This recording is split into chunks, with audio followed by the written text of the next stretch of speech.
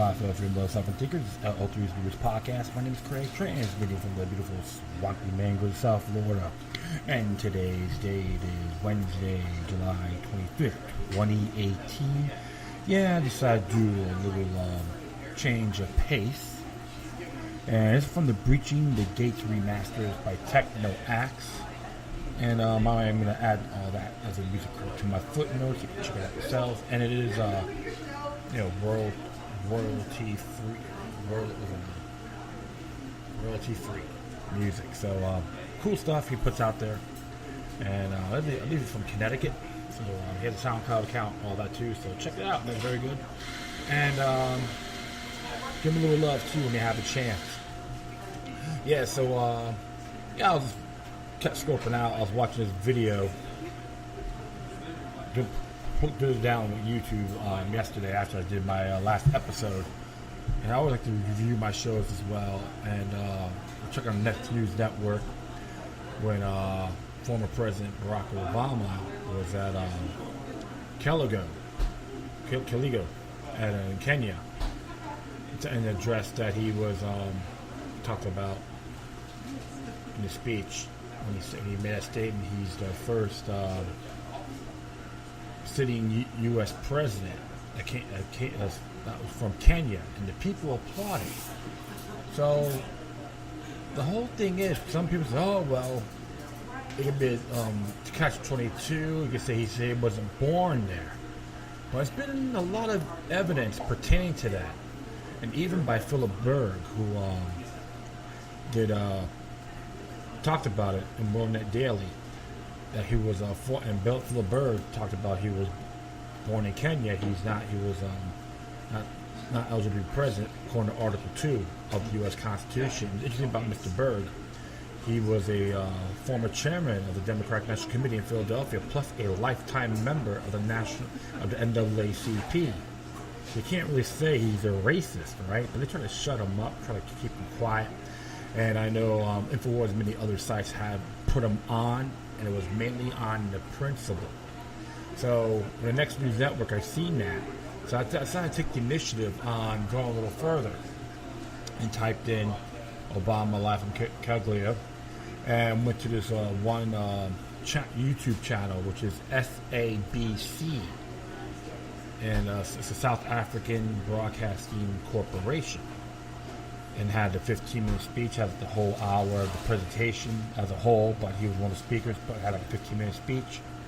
And around the 5:55 mark, he started to bring that up as a U.S. president, first sitting U.S. president that was from Kenya, and the people applauded. He didn't stutter, he didn't hesitate. He didn't read it from a teleprompter. He actually was taking notes. He got from his own notes. And so I posted on Facebook until I congratulated him. I put a comment on it too. I'm congratulating him on admitting he was the first U.S. president from Kenya. Everything he touches, including signed documents, appointing people and all that, should be invalid, null and void. Some folks says they're not going to do anything. Well, I'm not going to argue, but stay here being dumb, stagnant, and happy isn't the way to go things. Yeah, you should call all these people in Congress and ask them that question and show them that damn video. It has nothing to do with any of these conspiracy sites or left-right paradigm garbage or anything like that. The South African Broadcasting Corporation, SABC. I may just add it to my footnotes too, so folks could judge for yourselves. Some people still don't believe me. Well, I watched the damn video from that, always verified. And they're the same people who don't buy it, or the same ones I'll say that believe Giuliani's rhetoric says the Texas is simply because of our freedoms. That's right. So folks better start really looking at this in the bigger picture. It doesn't matter what partisan politics you're in.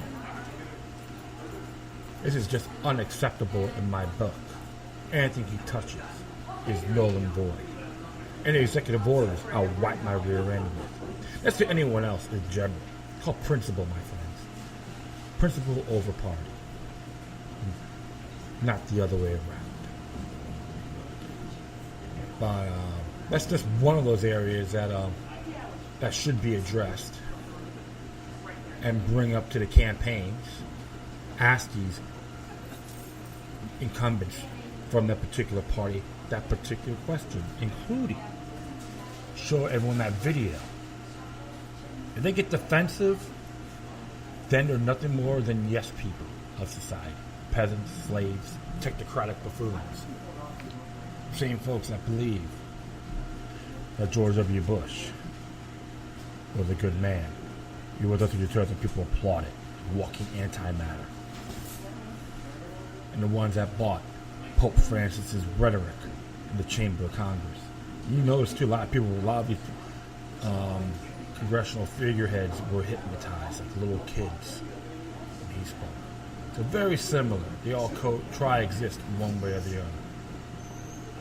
So that one area, I have to address my input, and of course the McLaughlin shooting. I know I did a show on it. I was like pretty tired, pretty warm, so forgive me on that. And only I can really say too is don't fall for the Lizzie Borden, Charles Manson syndrome, or George Zimmerman's anxiety, because explicit manifestation will backfire a case. Don't believe the man is guilty till proven innocent. It's the other way around. And I know I did talk about it on my last show. None of these individuals are 100% innocent. It should have been handled more rationally. And even like some people, other people told me about the parking lot, handicap parking. Yeah, I understand that. But you know what? If you're not qualified to park there, don't entrap yourself. All right. And don't jump on the bandwagon. Don't observe responsibly on certain of these sites. They like to manifest everything, boost it up. I mean, like reading some of the crap. I'm like, good grief. Run to the hills. Don't get me wrong. I'm very disturbed about this as well. But one of the areas you have to say, if it does get a fair trial, if the state attorneys do prosecute. If it's second degree murder, I recommend them they should take it to a grand jury. If not, I'm expecting him to get manslaughter charges, third degree murder. But everything has to be proven beyond a reasonable doubt. It wasn't the law, but his actions. How the law was implemented on this particular case. I know I'm digressing, so forgive me on that. Always be vigilant, my friends. A lot of crazy stuff is happening. So, like I said, don't fall for the Urban Age's propaganda playbook. Knee-jerk reaction. All right. Well, I'm going to be talking a few things here, and it's very, pretty interesting here. And I've going to continue on from FightingMonarch.com. And number 6 was his name. We follow each other on Twitter now, which is pretty cool. So I post stuff on Twitter as well. So what I want to be talking about is a continuation of fighting MK Ultra, Project Monarch, Playboy, Satanic Cartel, signaling and the computerization of women. Number 6 actually posted this. They don't say his author, but you can really judge for yourselves, of course. And the reads here in my recent article on CIA's connection to Playboy, I remarked on the use of animal prints to signal sexual slavery under Project Monarch, and I asked readers for help to decipher cartel signaling. If the target indicates something from a zebra, do leopard shoes mean something other than leopard dress? Or how about snakes and crocodiles? There are a lot of links on here too, so you can see it for yourself. And it says here, Dr. Catherine Horton important leader in the fight against New World Order, wrote me as follows: Zebra is Masonic, black and white, like Masonic tiling. It might indicate that the owner or the father of the woman enslaved is a Mason. I encourage everyone to visit Dr. Horton's website and watch her videos and make contact with her on Twitter. She helped a lot. And there's a couple of things you can see for yourselves. Soon, I got thinking about zebra print. Where else I had seen them. As a young man, I spent a lot more time reading Playboy, so it wasn't hard to find an example. This image sprang to mind. Rather than Kiss album, Animalized too, but they had some of the women wearing these sexy little outfits too. So that was an interesting question there. Like on some of the T-shirts, wearing like animalistic outfits, the zebra and the tigers and all that. Very mind controlled indeed, right? Well, let's continue on here. You can see the one article about February 1988 with the zebra. And who is this person? Why We Must Spy by William Buckley Jr. Okay, well, Dr. Horton pointed out this issue contained not only with the Oliver Stone, but an article by a bonesman who worked for CIA. William F. Buckley Jr., the article, Why We Must Spy. Together the message becomes Kiss My Ass, we're spying on you. Pretty symbolic, right? The woman on that cover, Sandy Greenberg, appeared in 3 different issues of Playboy, each time with the zebra stripe print at once and the leopard print. And 8 months later, this is what she looked like. Did you notice the zebra is practically shouting at us? You notice the zebra? Yeah, you can see it from here. You can actually look at the, yep, right on the floor there. So we'll show some photos of her on the zebra carpet, as usual. Very symbolic indeed. Of course, but more troubling than the animal print is a day's look is Miss Greenberg's eyes, a caricature of sexuality due to hypnosis, drugs, and sexual programming MK Ultra does to this people. And there's links, a lot of links on here you can see for yourselves. Very interesting stuff. And of course, you can go on. More of the photos of her. ISIS is CIA. Of course, there's no argument on that. But that's nothing. Back in the 1980s, television featured the show Max Headroom with a computerized host.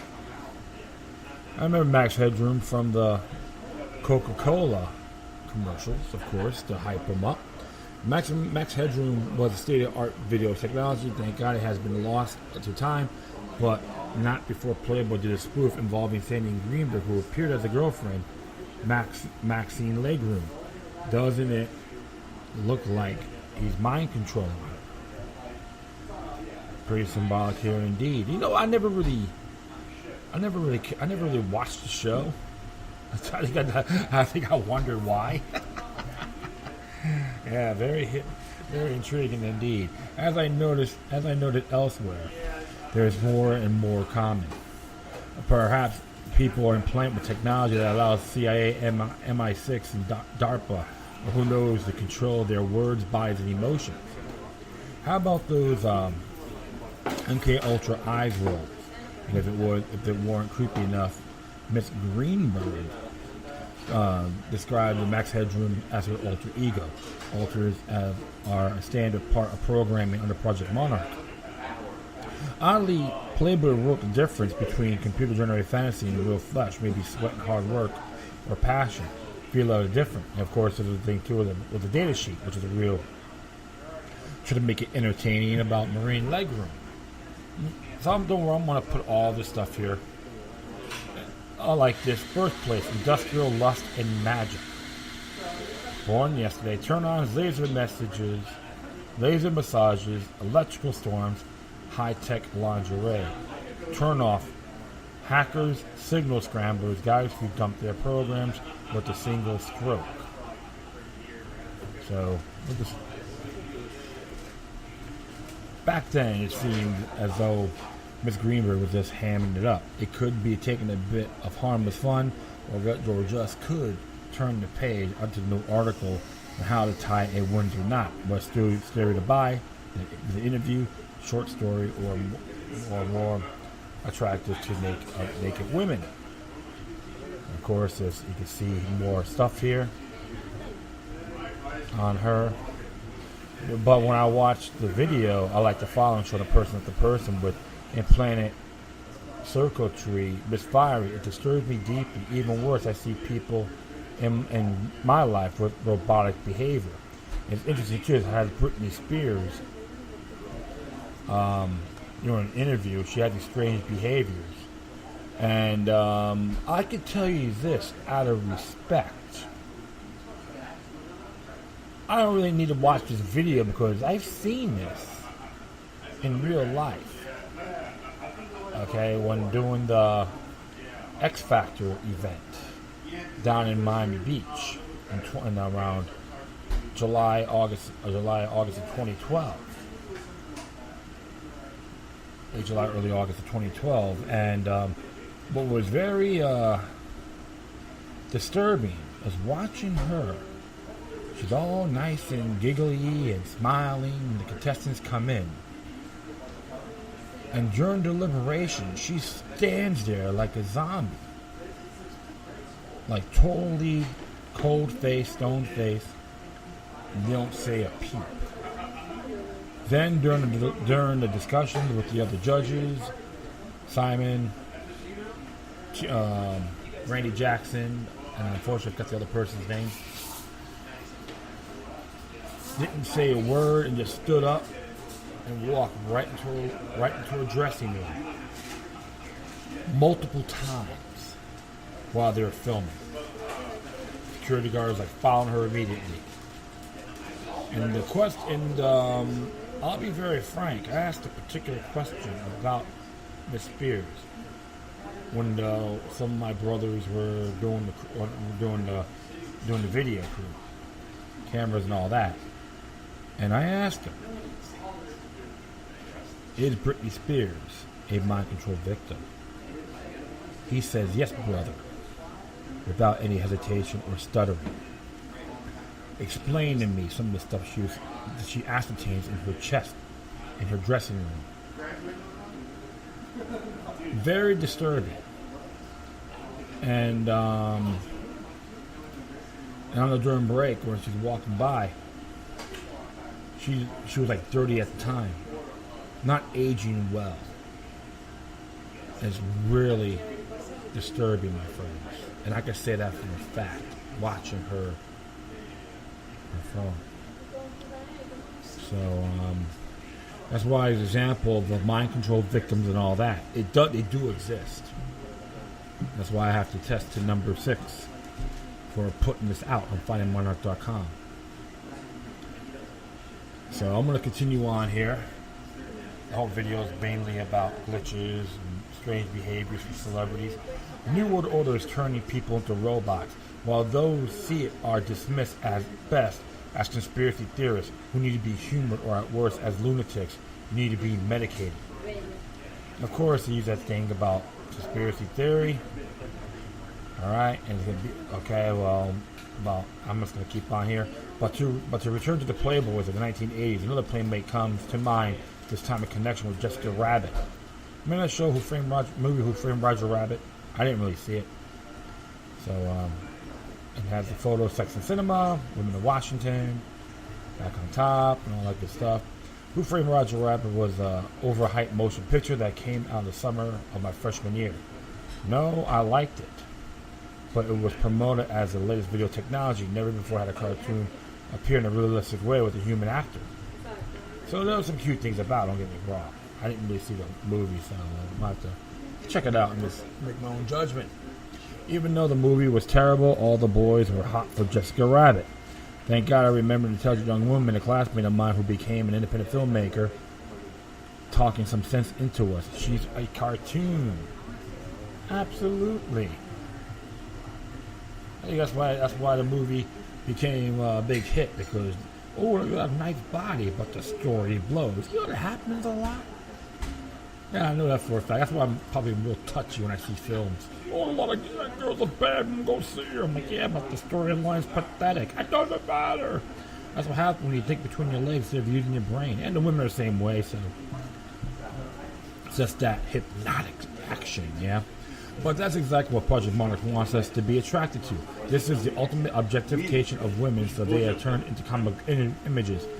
Sexual desire can be grafted onto images, so one has permission to engage in other wrong acts. That's why I thought during the years I was in a hypnotic sleep. It was okay to fantasize about raping Wonder Woman so long as she was rendered in the comic book form.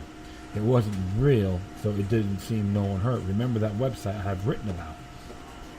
And I'll be, it's funny because I'll be honest, I never find that really fascinating, rape fetishes, because that's a violation of a person.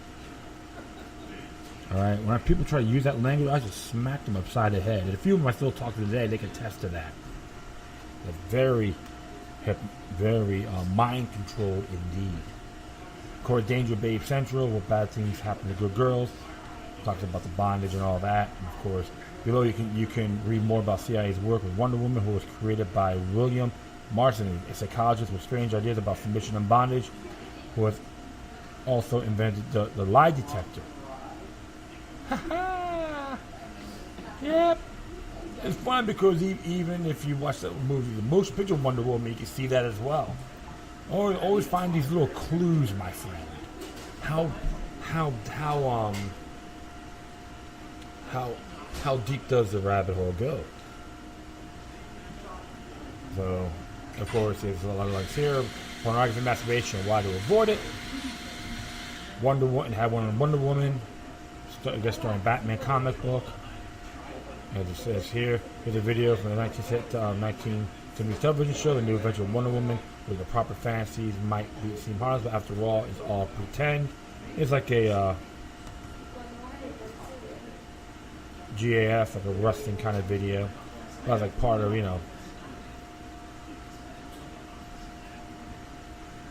its own text records long. Through MK Ultra and video and Project Monarch, the perverts at CIA seek to promote rape fantasies. This can be shifted onto actual women, a process that was never successful with me. Even though people sleep, they can fight hypnotic suggestions. In this regard, my article on the sexualization of political anger may be interesting. Look what they've done to Sarah Palin, Barack the Barbarian, and has Sarah Palin on there. The fall of real Sarah, Red Sarah. Of course, you see her in like not sexual, but attractive outfit. But Jessica Rabbit seems to be going for bestiality, getting people into perverse role-playing games as Furies, eventually leading to sex with animals. You can see that too. And you got folks are actually, dressed like that as well. Halloween stuff. Who played Jessica Rabbit? Playmate Laura Richmond was born in Fort Dix, where many Army recruits receive basic training. Eve Logan writes, "There's a notorious for having numerous underground bases where genetic experimentation has been going on for years involving the secret government. Genetic manipulation did occur through my mother to me when I was in the womb. These events mostly took place in ritualistic fashion in underground facilities connected to Fort Dix Base in the Pine Barrens of New Jersey. The Pine Barrens are heavily laced with massive underground facilities that have major tunnel systems spreading from Maine to Virginia and out through Pennsylvania and into Ohio. A large amount of genetic experimentation projects do and have taken place in the underground of the Pine Barrens. A particular genetic project I was part of was called Lycon Delta A. And you can get a link for that too from Eve Lorgren's site. So folks, I'm just giving you these interesting things here. There's a lot of other links here as well about MK Ultra and all that good stuff. I gotta give him credit for having the courage of putting this out. And even if you go to CIA's website or declassified information on MK Ultra, a good amount of it has been declassified. So it does exist. So for you folks out there, if you think this is no game, this is actually going on right now. I guess even a person like myself, a young man, in my teens, I always question these things, idolatry and all that. And I have fun, I got into bands, and all that. But there's a lot of links here you can see for yourselves. And I'm going to continue on going down. You see here, Lewis Richmond. Okay, yep, and of course there's a photo here about Omar Mateen. Claimed he was mind control. Whoa, boy, he was ISIS.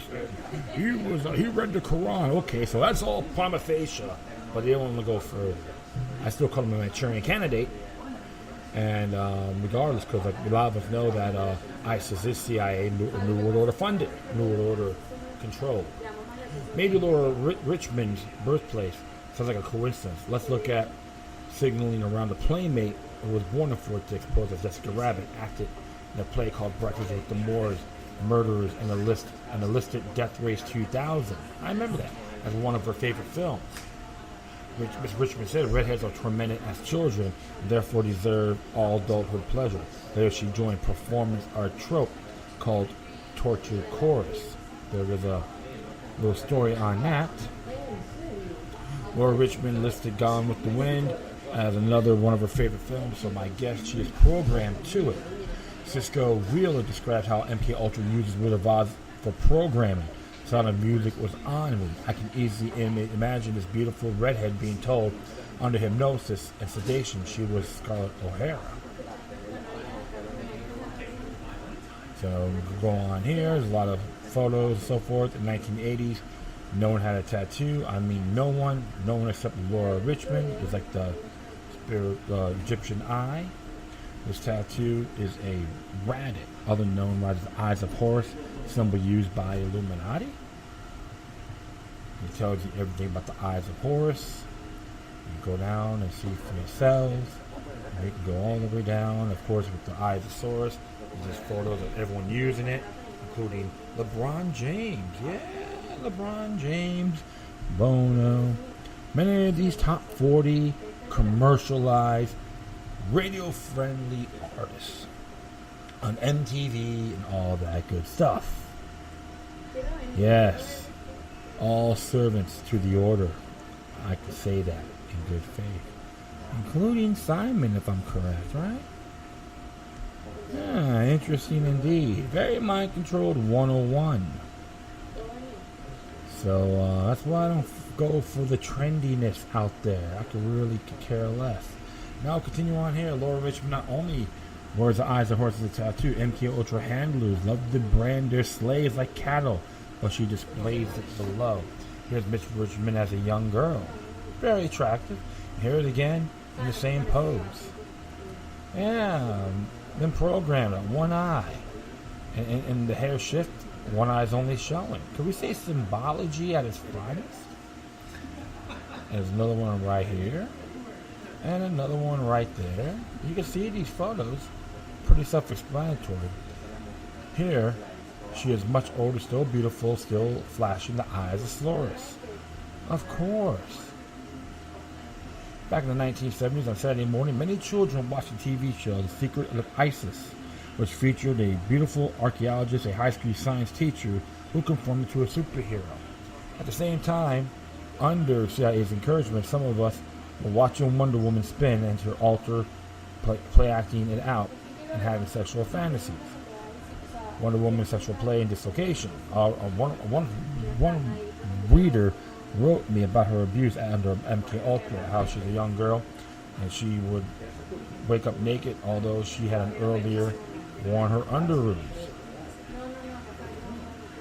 Of course, the video of Almighty ISIS. I remember this TV show in the 70s with Shazam, another DC character, and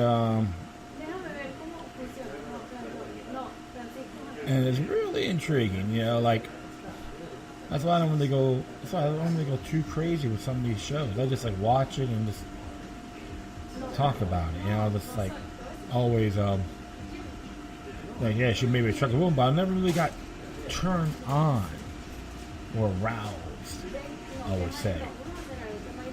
So, yeah, which brings me to our computerized fantasy woman, another said archaeologist, Lara Croft.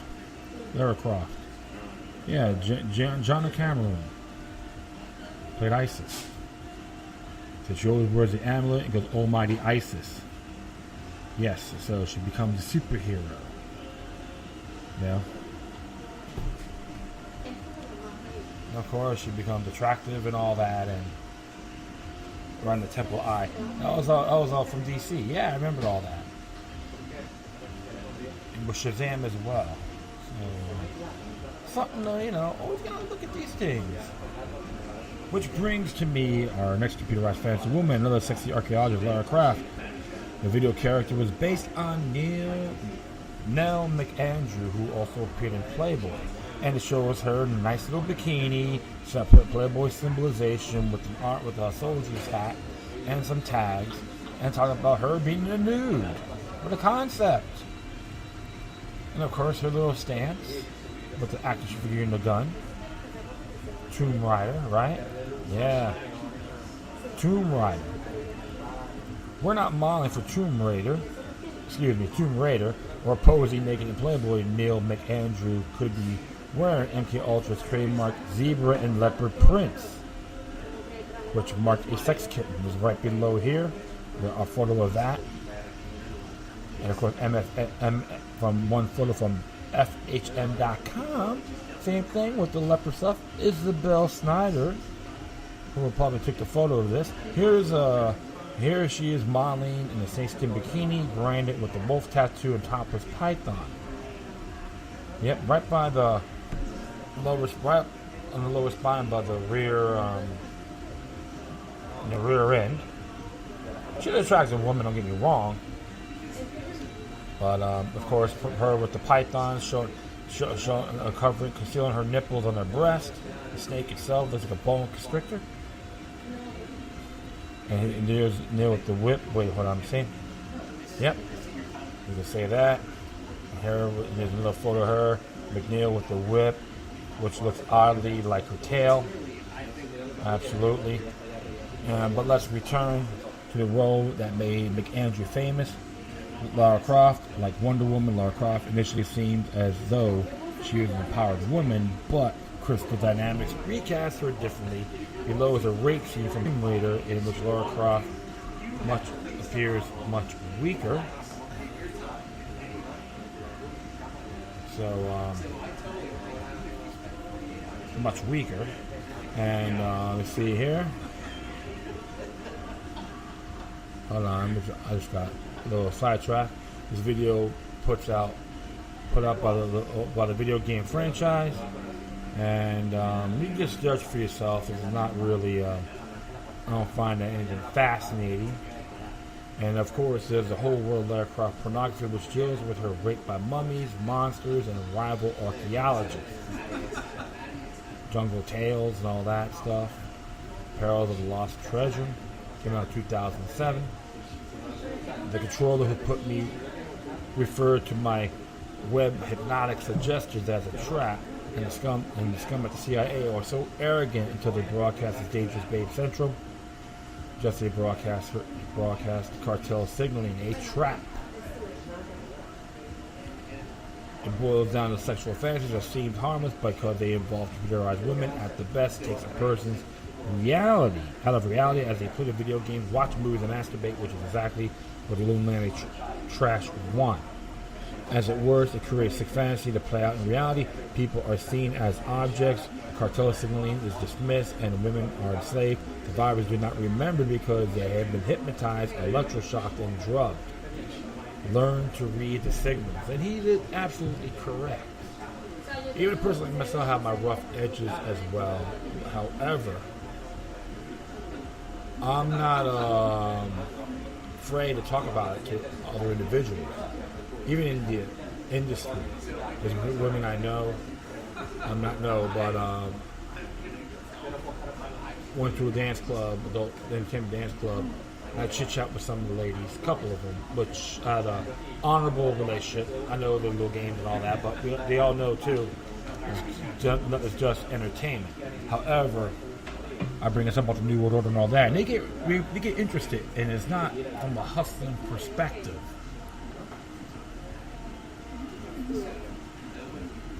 Sometime, hopefully, they will do their homework on this, or something happens, they'll say, "Hey, this person told me about it."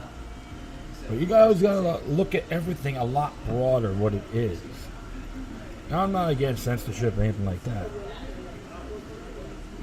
One thing you gotta examine is how mind control works. Operation Mockingbird and all. It's just all just examples. Project Monarch, which I've been probably talking about a few times. Read about it in 2000, early 99, 2000. First heard about it. Actually reading the book Cult Rapture by the late Adam Patford from Feral House Publishing. Yeah, even though he was a Church of Satan member, but he had his stuff on current events.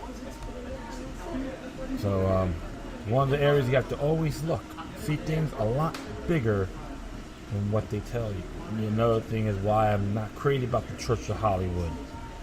They get involved in watching these mainstream movies. And I've seen Wonder Woman. I said it's entertaining, but there's a lot of symbolism in there as well. So you always got to look at things a lot thorough. And counter these. Truth of the matter is, my friends, they need us more we need them. Without us being controlled by these clowns, they're done. It's like that movie They Live by John Carpenter. Very good. I always give John Carpenter credit on some of those movies, and he proved to be the test of time by getting to the bigger picture. All right, well, I'm going to chill a little bit. I know it's been a pretty long segment. All right, I'll be right back. All right, so the next one I'll be addressing here, or narrating, wherever you want to call it, came from activistpost.com. Came out yesterday, July 24th, and it's entitled by denying Ross Ulbricht's petition, the Supreme Court has essentially nullified the Fourth Amendment. And some people made this claim that, he was involved in drugs and child pornography and all that, and you know what? You gonna buy it officially? I don't. But it had a lot more merit than just lip service. On June 28, 2018, the Supreme Court denied a petition by Silk Road founder Ross Ulbricht who have forced the court to address where government surveillance of the Fourth Amendment intersect online. 34-year-old Ulbricht, who is currently serving a double life sentence for a non-violent crime, petitioned to the court to review his case, specifically whether the evidence used to arrest and convict him was seized constitutionally or not. The evidence in question was obtained through warrantless government surveillance of the wireless router in his private home. The court's refusal to review Ulbricht's case affirms an outdated legal precedent that essentially nullifies the Fourth Amendment in the age of the Internet. In 2011, Ulbricht created the Silk Road, an online marketplace that allowed individuals to create accounts in which to buy and sell goods anonymously and securely. As some individuals' user accounts began to sell illegal items such as drugs, false identification documents, and computer hacking software.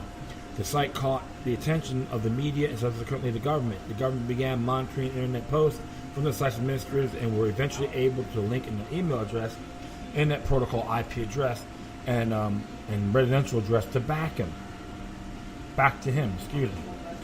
With that information, the government sought authorization, not a warrant, under the Electronic Communications Privacy Act of ECPA to track Ulbricht's internet traffic information via a pen register and trap and trace device.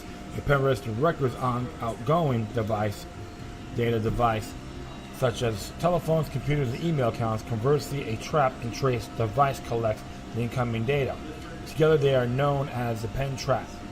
Authorization under the ECPA does not require probable cause, just merely the belief that the information likely to be obtained would be relevant to an ongoing investigation. The government obtained the authorization, and they remotely and secretly applied a pen trap to the wireless router in the Ulbricht's living room.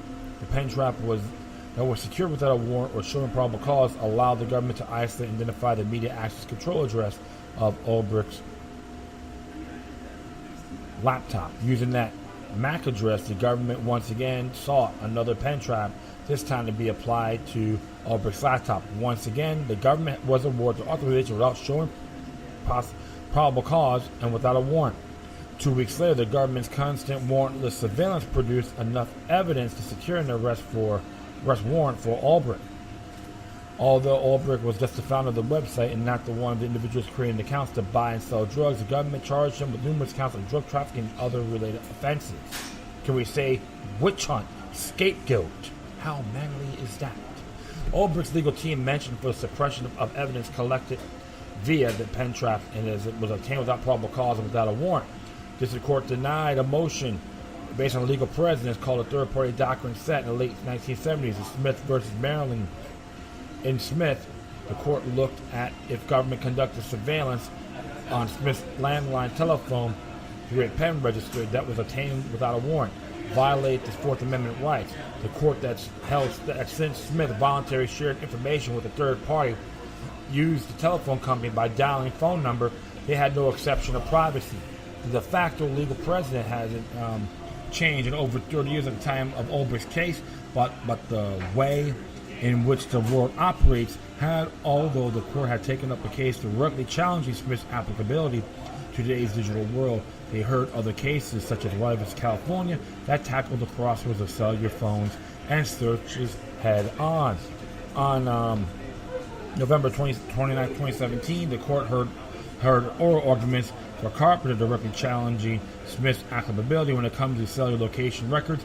In Carpenter, the government sought an order to obtain cell site locations, records of Carpenter and several other robbery suspects through the Stored Communications Act, SCA, and not a warrant. The SCA only required the government offer specific and articulable facts showing that there are reasonable grounds to believe that the records are relevant and material to an ongoing criminal investigation. The government obtained the order, and the Metro PCS and Sprint were compelled to disclose hundreds of days worth of information, including over 12,898 location points. The government used location records obtained without a warrant at their proximity to the robberies as evidence to charge and convict Carpenter with 6 counts of robbery. Carpenter's legal counsel filed a motion to suppress the evidence that was obtained without a warrant, and just like in Ulbricht's case, the district court denied the motion, and the Court of Appeals affirmed. On Friday, June 22, 2018, the court ruled in favor of Carpenter. Ultimately, the court made their decision by considering if Carpenter truly shared the information and the nature of the documents sought by the government. They struck the notion that Carpenter voluntarily shared his location with his cell phone provider by stating that cell phone location information is not shared as one normally understands the term, and explaining that cell phones log site location information without an affirmative act on the part of the user beyond powering up. The court contemplated the nature of the documents sought both in Smith and Carpenter and weighed in their significance. In Smith, they acknowledged the limited capabilities of the pen register on a landline telephone and how it reveals very little identifying information. In Carpenter, the courts likened the information collected to an ankle monitor and discussed how it provides an intimate window into a person's life, revealing not only his particular movements, but through them his ephemeral, political, professional, religious, and sexual associations. Ultimately, the court believed that there was an exception of privacy regarding the location information obtained in Carpenter, and a warrant was required. So interesting there, Ulbricht's petition was pending the Carpenter decision per his and the Solicitor General's request. The same day that Carpenter's ruling came down, Ulbricht's counsel filed a supplemental brief with the court because they refused to apply the Smith to Carpenter. The filing asked a grant is held petition for certiorari vacate the current judgment and remand the case for further consideration in the light of the decision. In Carpenter, just 6 days later, the court denied Ulbricht's petition. The court's decision doesn't just leave Ulbricht in prison, it also leaves in place the third-party doctrine as a legal prison for cases involving warrantless government surveillances and the internet. Until the court decides to take up a similar case, there will likely not be an expectation of privacy regarding information given to a third party, such as internet service provider. If there is no exception of privacy, Americans' personal internet activity, which sends from the wireless routers in their private homes to their laptops, cell phones, tablets, and other connected devices, will not be protected from warrantless government surveillances, and thus can be used as evidence to arrest, charge, and convict them. Ultimately, the given court in action, the price government will have to pay for participating in today's society will be their Fourth Amendment rights. This was originally founded on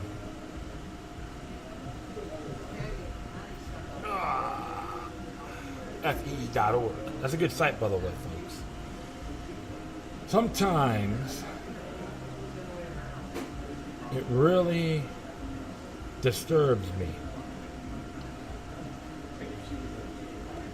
And what really gets me the most, some people try to say, "Oh, well, he's this and that, this and that." So you know what?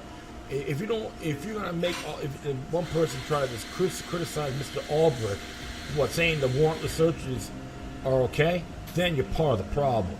You should have a button that says, "I love Benito Mussolini and Adolf Hitler combined," or Mao Tse-tung. Just to give you a few.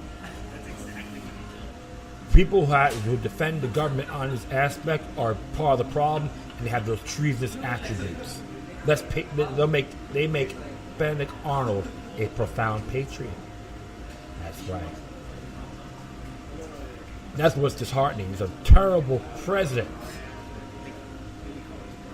Unacceptable. And this is why, my friends, we have to exercise this more thoroughly instead of leaving our reliance eggs on the courts. We gotta exercise it ourselves. Remember, every high-tech gadget has a flaw. They may be watching us, we've been watching them, but there's always other ways of countering their peeping Tommies. Never trust the government, period. It's just a fine example. So there's no victim. How's that a crime? That's one thing I don't like. Alright, next one here. I'll be doing. Good article. Came from City Pages. And it's came out today. The shooting of Greg LeMond, the comeback of America's first Tour de France champion. Following the experts from the comeback, Greg LeMond and the true King of America cycling in the legendary Tour de France. New book from Atlantic Monthly Press. As it reads here, Greg LeMond, who wrote this, by the way? Daniel Divides. Really powerful story. I like to read this. Greg LeMond awoke before dawn on April 20th, 1987. It was the day after Easter.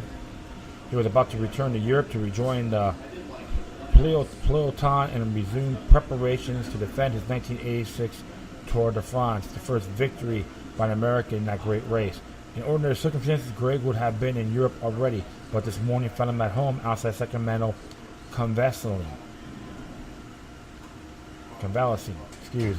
A month earlier, Greg broke his hand in the crash at a race in Italy. He returned to the United States where he could be with his wife Kathy at their lovely house in Rancho Maritera, a gated community built around a pair of golf courses. I'm a big fan of gated communities. I've been there, I'm not intrigued. During 6 years of recovery, Greg had done little but train on his bicycle and a cast on his left hand, procured golfing and other kiteratic pursuits. Greg's uncle, Rob Barber, had repeatedly invited his nephew to drive out onto his own property, a 30-acre ranch on land more remote than Greg's. With the return to Europe's looming, Greg finally agreed to make the trip. The Monday after Easter, he was joined with his uncle for a turkey hunt in the morning, pedal the 40 miles home, and then his visit was docked in the afternoon to get the cast removed from his hand. Greg packed his bicycle into his car and left at 6:30 in the morning for the ranch community of Lakin. He arrived an hour later, and the uncle and nephew ready for the hunt. Joining was a third man, Pat Blades, the husband of Greg's older sister, Kathy. The brother-in-law. The men set out on foot across the dry riverbed, bound for a hill dotted with the blackberry bushes and trees a few hundred yards from the house. The hunters slowed and split. Greg's uncle heading off to the left, his brother-in-law to the right. The plan was to pad haltly across the prairie in the pursuit of their quarry. Greg was an experienced hunter, his brother-in-law was not. After a time, Pat became disoriented and began whistling, hoping his fellow hunters would respond in kind, so he could discern their location. All three men were camouflage gear and nets covering their faces to conceal themselves from the skittish birds. Greg had slid onto a patch of cover among the berry bushes. He heard the whistling but did not respond. He assumed that he could recognize Pat's whistle, and then the birds would recognize his. Eventually the whistling stopped. Greg wondered where the other men were hiding. He finally gathered himself up to stand. The moment he rose, Greg heard a shot. It was so loud, so close. At first he thought his own gun somehow discharged. Greg sank down into the crouch.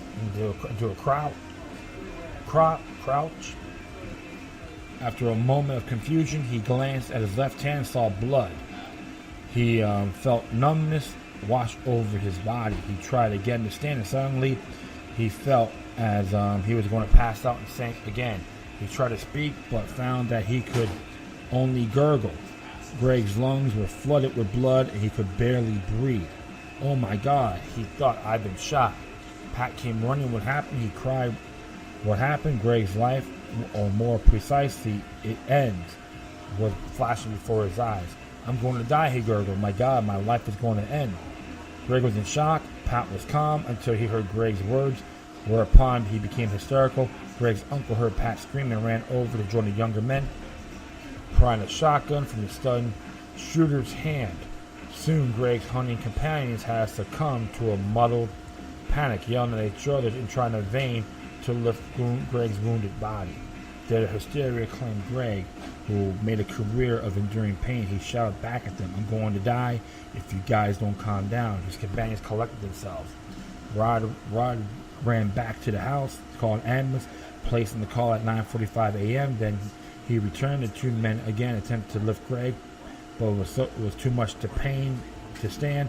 Greg instructed Rod to back up your truck. Rod departed. By the time he returned, 20 minutes he elapsed since the shooting. Greg felt his breath shortened and his body weakened. The men led him to the truck, still a good distance away. Then they waited the ambulance. 5 minutes to stretch to 10 to 20.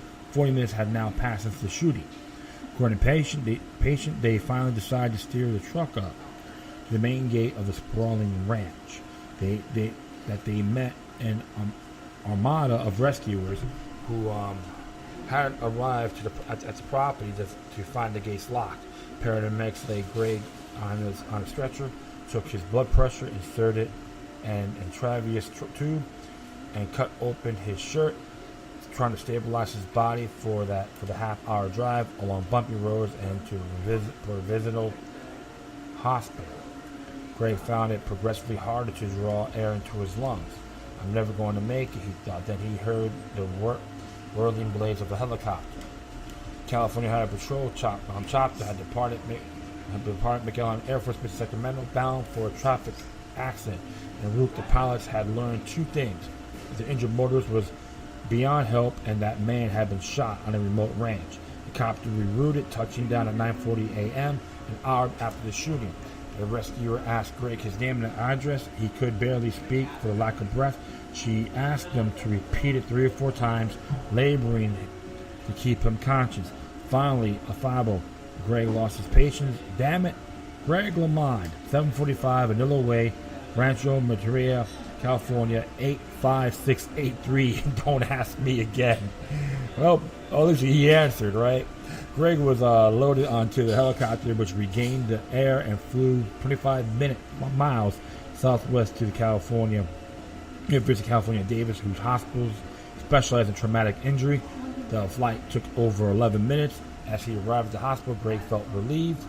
Maybe it's not so bad, he thought. Then the doctor began yelling instructions, and the hospital staff rushed Greg into the emergency room.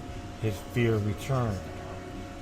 The human body holds 8 to 12 pints of blood. By the time Greg arrived at the hospital, he had lost between 2 to 3 pints of blood. Much of the blood that remained had pooled in a parallel space that surrounded his lungs, causing him to collapse. Blood has also seeped into Greg's pericardium, the membrane that encloses his heart. Shotgun pellets had perforated both organs. Few other human beings would have survived an hour with those injuries. In the previous matter, Greg's massive cargo engine had powered him to the victory on the tour. Today, it would have saved his life. Rescuers loaded Greg onto a gunnery, ripped open his shirt, delivered local anesthetic, and plunged a tube into his chest to drain the space around his lungs. He arched his back in agony. The hospital staff then rolled him onto the prep room and sponged him down. For surgery, Greg slipped into sleep and surgery commenced. At the Lamond home, very pregnant Kathy was making pancakes for her son when the phone rang. It's UC Davis Medical Center. The voice said, "Your husband has been shot." As the weight of those words sank in, Kathy hurried into the bedroom to conceal her welling tears from a 3-year-old Jeffrey. Kathy hung up the phone and sobbed. Then she collected herself and her child and drove to the hospital. She had forgotten all about the hunting trip. She wondered whether Greg had been caught in the holdup at 7-Eleven. Please let him live, she thought. Greg's life now passed into the hands of Sandra Beal, a critical care surgeon. Dr. Beal has been called in to treat for a stabbing victim from nearby Folsom State Prison who was bleeding to death. Her presence and immediate availability were part of a long chain of small miracles that availed Greg on his darkest day. More than 100 lead shotgun pellets had entered Greg's body. Dr. Beal knew that to remove them all would harm his vital organs. 2 pellets lodged in the lining of his heart could not be touched. There is so much to risk. Most of the others had already done their damage. Leaving them, they were posed to immediate risk. 7-person surgical team sealed the 2 holes in Greg's diaphragm and 2 more in the small intestines. 2 additional holes in his liver were left on to heal their own. When a terrified Kathy arrived, doctors told her that Greg would be in surgery for 2 hours, that they would do all they could. Kathy sat in shock and waited. 2 hours stretched to 3, and hospital staff told her nothing. Reporters began to trickle in. The shooting victim had been identified at last, and the word had leaked out. Some broadcasters in Europe interrupted their program to announce the great Lamond had been shot. Kathy telephoned her mother, Cecilia in La Crosse. Cecilia could hear panic in her daughter's voice. She also noticed that Kathy's speech was punctuated with a little gasp, as if some silent pain was passing through her body. To every few minutes, she finally interrupted. Kathy asked, "Are you in labor?" Kathy was 8 months pregnant. Due to the date was a few weeks away. The emotional force of the morning events had propelled her body to premature labor. Now she had to choose between waiting for Greg to emerge from the surgery and rushing off to admit herself into the maternity ward of a different hospital. She chose to stay. Kathy pleaded with the staff to let her see her husband. Finally, at 2:30 p.m., she prevailed. Greg was sedated, but Kathy walked into the room. He moaned as if he sensed her soothing presence. He was stripped naked, his body suspended above the bed by a harness so nurses could change the sheets, which were soaked chrism. Greg's body looked like a con lander. Kathy recalled his skin a patchwork dotted with 60 holes, each one dripping blood. She was overjoyed to see her husband's alive, but horrified at his grievous wounds. Are you sure he's still going to be all right? Yes, he replied. Greg would probably live. Kathy gently kissed Greg, then reluctantly departed his hospital for her own, where doctors administered drugs to calm the contractions. In the meantime, her brother-in-law and Pat Blaze had been taken yet to another hospital. Unable to bear his role in the day's events, Pat suffered a nervous collapse where he spoke of ending his own life. Police had him admitted. Gray survived barely. He had lost nearly half of the blood in his body. The perforations in the small intestines had leached waste, inviting infection. Greater perhaps was danger to Greg's damaged kidney. It was Greg's only functioning kidney. The other had failed in childhood. Greg had arrived at the hospital 20 minutes from death. He had a helicopter not magically appeared above his uncle's ranch. He almost surely he would have bled out of suffocated the half-hour drive to the local hospital. He had survived the trip. He likely would have died in that hospital's emergency room when it lacked a surgeon with the expertise to save him. 5 shotgun pellets remained in Greg's heart, 5 in his liver, and 24 more in his back, arms, legs, more than 30 pellets in all. Each one roughly half the size of a BB. Pretty damn small, you would say, right? The blast from a 12-gauge shotgun had broken 2 of Greg's ribs and shattered his left ring finger. 3 more pellets had been removed from Greg's body, some of them preserved in a plastic specimen bottle, which was later presented to the patient, became a macabre memento in the Lamont home. The shooting was news in the United States, but even bigger news abroad. Journalists flew in from France. Dr. Beale spoke to the assembled media. Because he's young and he's in very good condition, he'll recover. She said he'll probably lose about 2 months of training. Little in her remarks hinted at how close Greg had come to death. Greg's body was his livelihood. If anyone in the professional psychic community learned the full context of his injuries, there was little chance he could return to the sport. Without telling any untruth, Greg's doctor and his loved ones did what they could to spin the narrative as minor setback. The bride days would follow. Jeffrey, Greg's 3-year-old son, came to visit. It was a tender reunion until Greg leaned forward and his son saw the dozens of circular scabs that covered his back.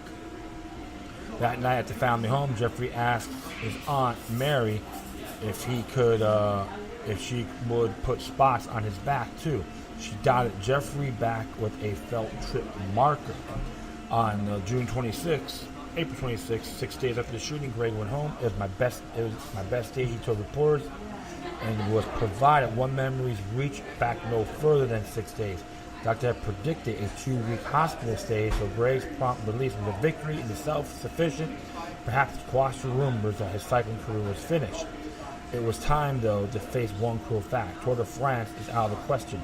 Bob Lamont told reporters in the press conference shortly before Greg's release. Greg returned to a home that now resembled a sick ward.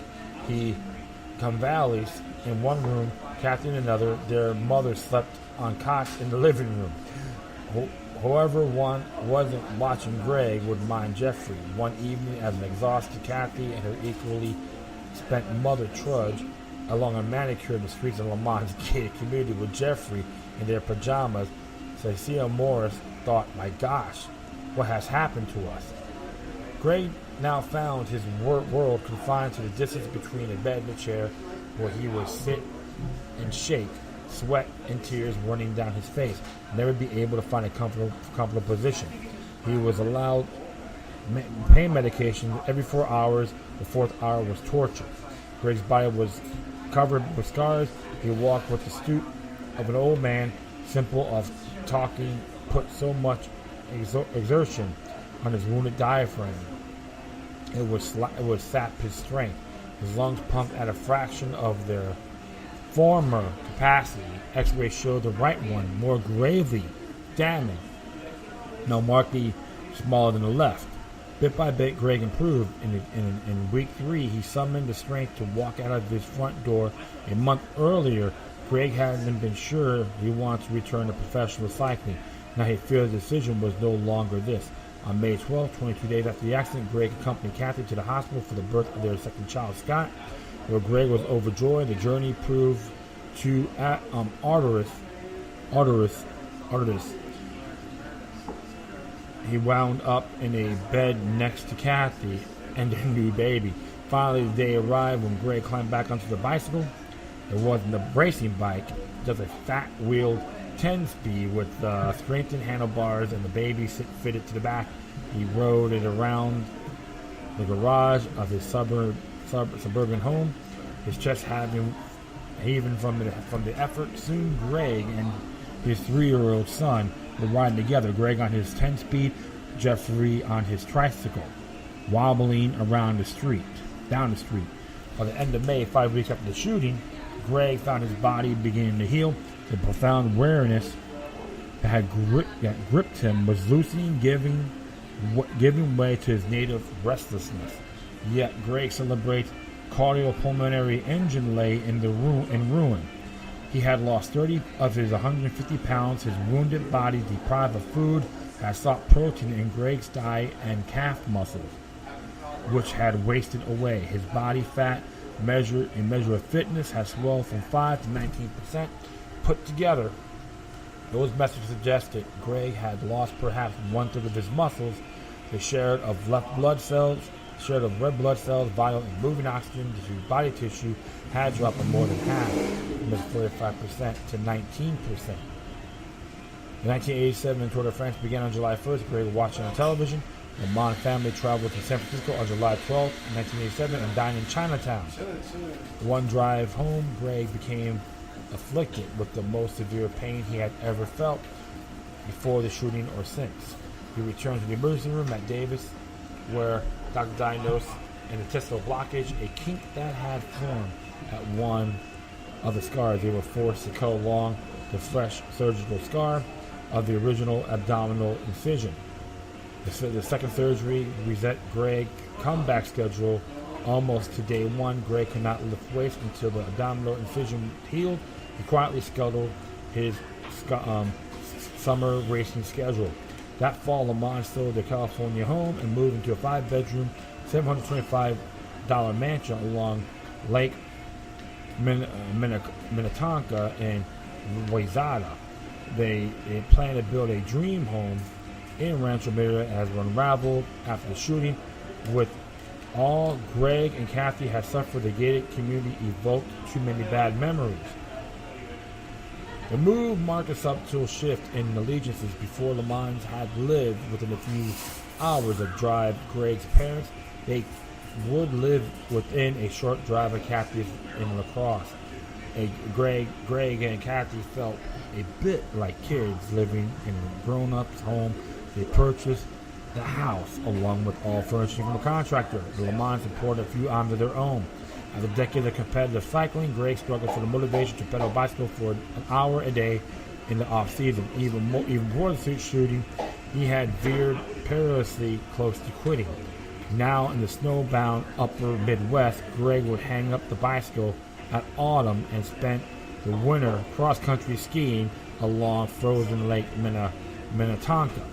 Greg was able to spin events in recent months into an inspirational tale of recovery and redemption.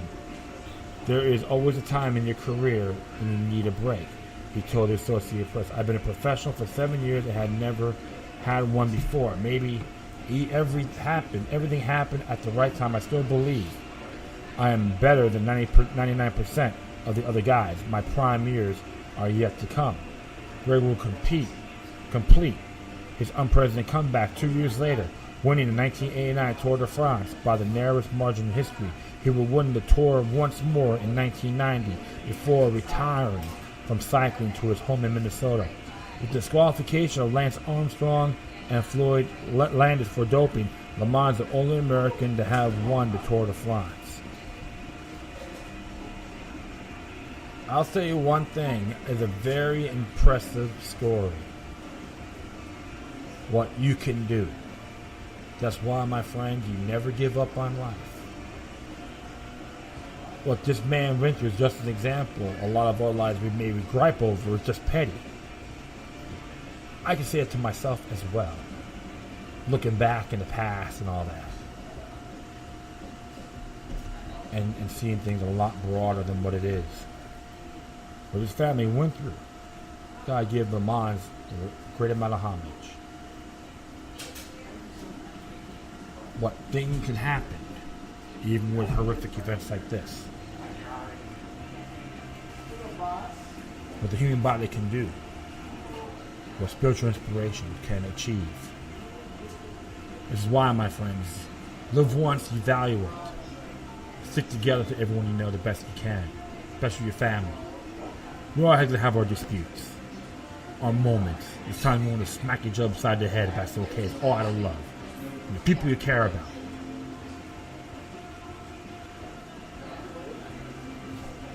And that's how I always see things. So whatever you do, never surrender on life. Some folks have these big tragics, others have this anxiety attack, which is a value of a deceased pimple, I could say. Very small. So, we're going to give him homage for Greg Lamont for what he achieved. And that is all. I'd like to thank everyone for listening. Plus, feel free to download and share us throughout the social media networks. If you have any questions, comments, or you send something that's interesting, maybe want to check out. Whatever you do, please address the correspondences with decorum. You can hit me on Facebook, Twitter, Google+, Spreaker, iHeartRadio, Tumblr, YouTube, Freedoms Network, Minds.com, FutureNet.club, Twitter.com/look3, 3 eyes, Gab, yours.org, oneway.com, BuddyList.co. In addition, you can email me at looklook3@gmail.com or to you encrypted ones. Even with especially with a Proton mail account, you can contact me at looklook3, numbers 03 at protonmail.com. Alright, my friends. Once again, thank you for your time. Plus, always remember that the demoniac resistance helps us fulfill and can liberate humanity. Until next time, take care of yourselves. Keep on spreading love. May your guardian spirits be with you.